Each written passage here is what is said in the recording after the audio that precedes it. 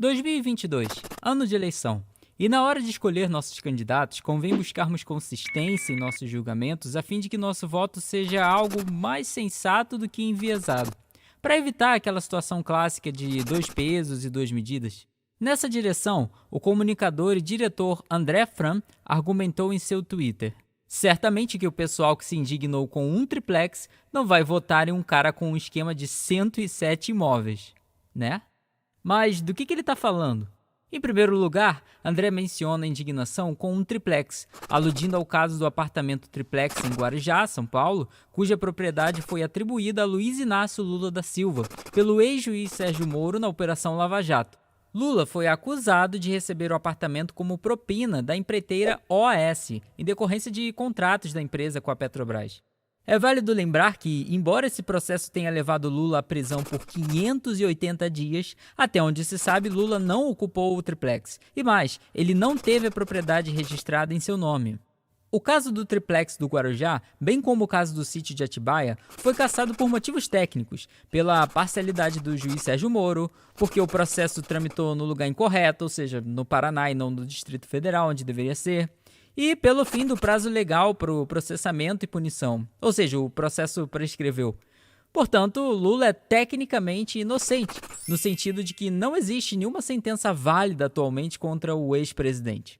Só que a anulação do processo, embora deva ser lembrada, não inviabiliza a comparação retórica do autor com outro caso, o caso do cara com o esquema de 107 imóveis. Aqui, André se refere ao atual presidente e candidato à reeleição Jair Messias Bolsonaro. Isso porque o UOL fez um levantamento patrimonial e alegou que nos últimos 30 anos, Jair Bolsonaro e familiares próximos negociaram 107 imóveis, dentre os quais, ao menos, 51 teriam sido adquiridos total ou parcialmente usando dinheiro vivo, num total de 13,5 milhões de reais ou 25,6 nos dias de hoje. Sendo que a compra de 25 desses imóveis ocorreram em situações que suscitam investigações do Ministério Público do Rio de Janeiro e do Distrito Federal, se tornando objeto de apuração, como no caso das rachadinhas, por exemplo. O site apurou que até 1999 a família Bolsonaro possuía apenas 12 imóveis e hoje, em 2022, possui 56 dos 107 imóveis que foram negociados. E esse tipo de transação imobiliária levanta suspeitas, é claro. Não é à toa que é um projeto de lei em discussão no Senado Federal que trata da proibição do uso de dinheiro em espécie em certas transações, inclusive para negociar imóveis, justamente para dificultar operações de lavagem de dinheiro e de ocultação de patrimônio. E quanto à inferência de André Fran, qual a sua estrutura lógica? André usa um argumento a fortiori, do subtipo a minori ad maius, em sua versão negativa. Esse argumento, frequentemente empregado e discutido na lógica jurídica, entende basicamente que o que não vale para o menos, não vale para o mais, de modo que os casos comparados devam ser avaliados a partir de suas semelhanças e diferenças logicamente relevantes, assim como em argumentos por analogia, mas considerando também o grau ou a intensidade dos parâmetros levados em conta. Um exemplo prático e simples de entender é o seguinte: imagine que há uma placa dizendo "não pise na grama", e você se depara com seu filho perguntando se teria algum problema andar de skate na grama, já que a placa não fala nada sobre skate, certo? Nesse caso, um argumento a fortiori entraria em ação. O caso menor afirma o que diz na placa para não andar na grama, e o caso maior é a conclusão que parte dessa premissa. Podemos aceitar a premissa do caso menor porque a placa diz explicitamente que não é permitido pisar na grama e, a fortiori, isso é, com ainda mais razão, não é permitido também andar de skate na grama. O impacto do skate sobre a grama é ainda mais expressivo do que o impacto de uma caminhada, e a interferência e o prejuízo causados por quem executa a ação de andar skate são maiores.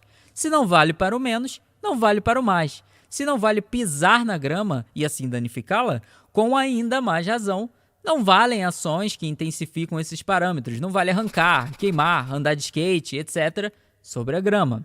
A essa altura, o argumento original compartilhado no Twitter fica claro.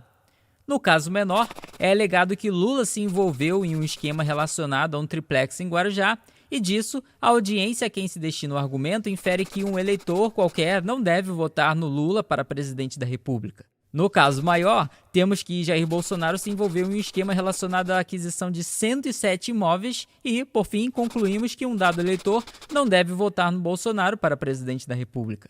Perceba que a declaração 1, do caso menor, não é aceitável. Como foi explicado aqui, Lula é tecnicamente inocente, seus processos foram anulados. Curiosamente, no entanto, isso não invalida o argumento como recurso retórico, porque ele se direciona a um público, a uma audiência específica, crítica dos supostos envolvimentos corruptos de Lula, a qual decide por votar no Bolsonaro. O ponto é justamente que o raciocínio dessa audiência não faz sentido.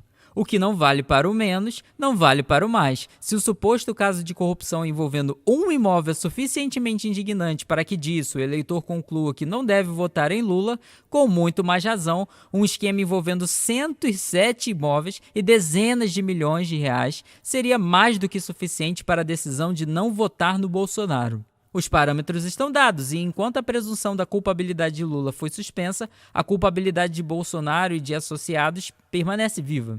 O argumento é interessante porque ele parte da premissa aceita por sua audiência, ainda que essa premissa seja questionável, para exigir a consistência no tratamento dos eleitores na hora de escolher seu voto.